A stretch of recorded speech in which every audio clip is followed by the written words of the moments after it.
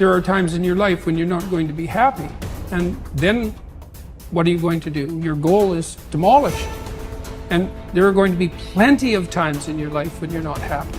There might be years. And so it's a shallow boat in the very rough ocean. Without a plan, you're gonna stay right where you are. It's time for you to make a move. Write the rules. Be your own director. Take the power. So what's your plan? How are you willing to change? What is it that you're going to do to make a difference? Make today different than it was yesterday? What actions are you willing to take? The least we can do is consider what we've done and individually, collectively do the best we can to try and turn this thing around. I blame no one. I look in the mirror. On the other side of it, what an opportunity we have, because tomorrow's the first day of the rest of our lives. So what an opportunity we have. For far too long, you've allowed the volume of your past misfortunes, your past setbacks, and your past failures to play way too loudly in your speaker of life. I need you to turn down your past failures and make room to turn up your future success. You have got to change the way you think. It is the whole determining factor of where you go in life. We are all where we are today because we thought ourselves to this position. If you don't like the position, think yourself out of it. You know what passion is?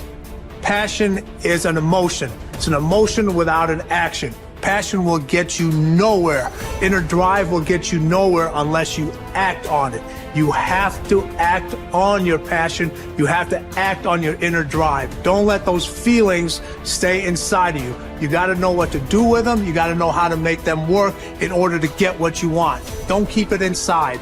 And so embrace the fact that you're going to have to sacrifice and suffer to some extent. Once you've embraced that it's going to happen, it's almost not that bad. Push yourself, get it done, make it happen. Stop looking for external motivation and start building that fire inside of you.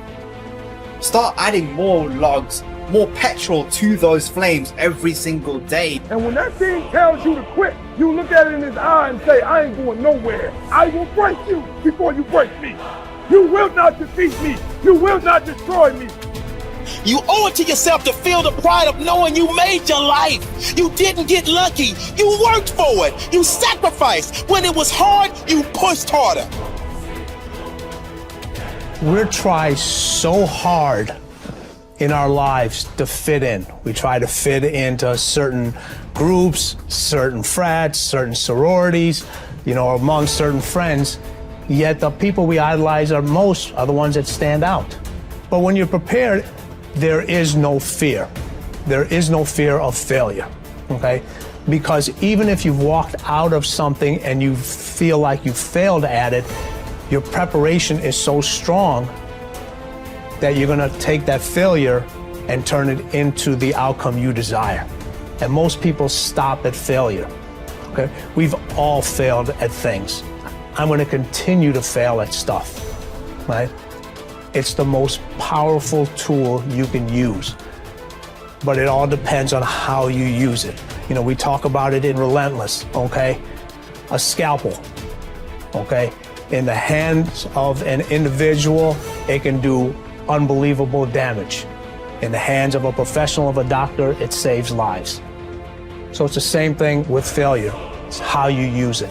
It's that drive inside of you, okay? It's what we talk about, the dark side.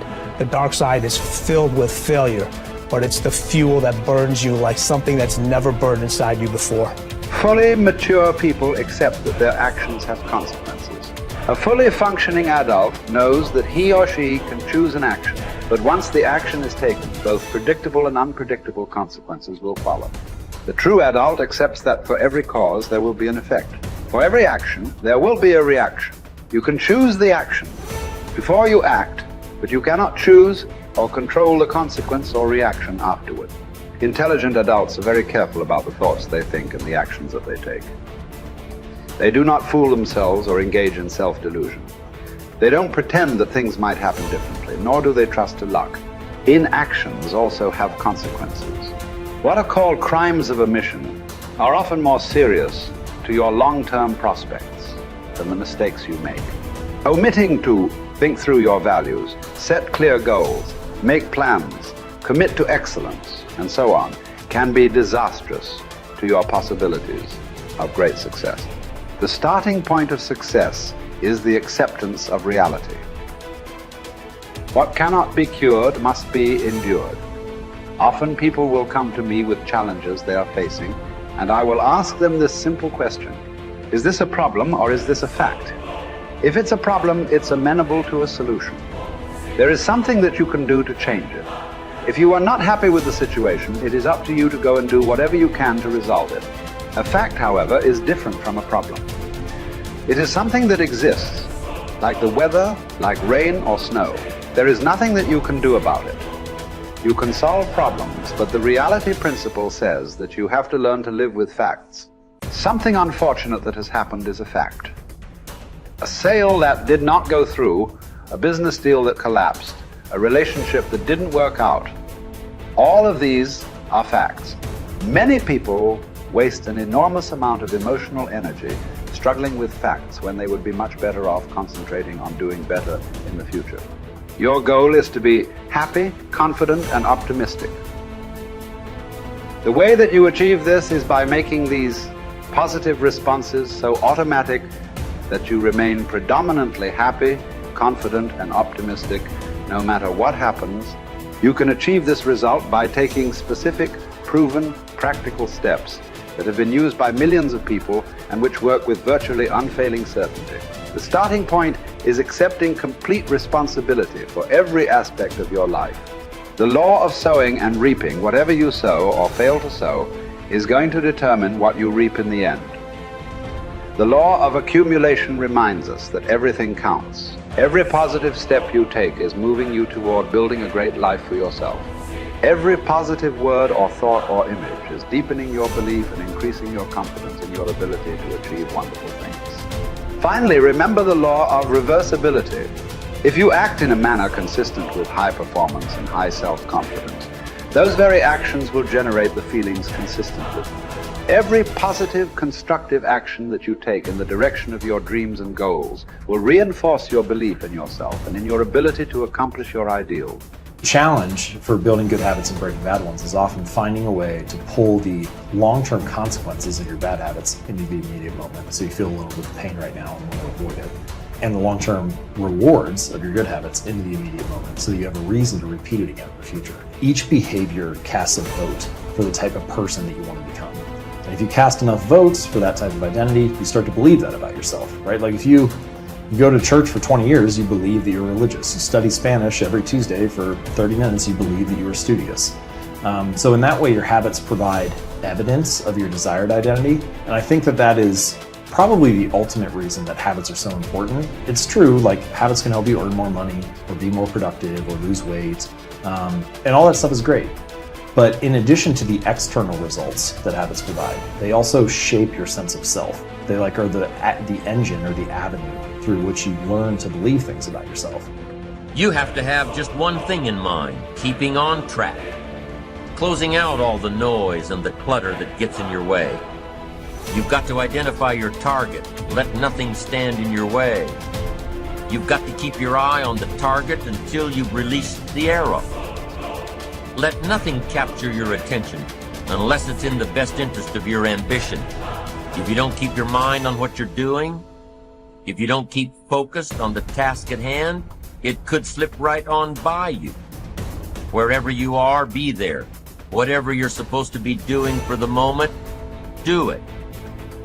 You can't be thinking of everything you have to do at one time, all the time. You have to concentrate on just one thing at a time, one project, one job. You have to take it one task at a time and complete it. Do what you've set out to do. Keep your mind only on that one task. Why? If you don't, you won't accomplish anything. Concentration takes a lot of discipline. It takes a lot of discipline to demand privacy, to keep the do not disturb sign on your door while you're in the middle of an important job. It takes a lot of discipline not to answer the phone every time it rings at home. That's why they make voicemail and answering machines, so you don't have to answer the phone every time it rings. Your family will appreciate an uninterrupted dinner hour. Your night work will get done a whole lot faster. Concentrate on the work at hand and demand of yourself the discipline to stay focused.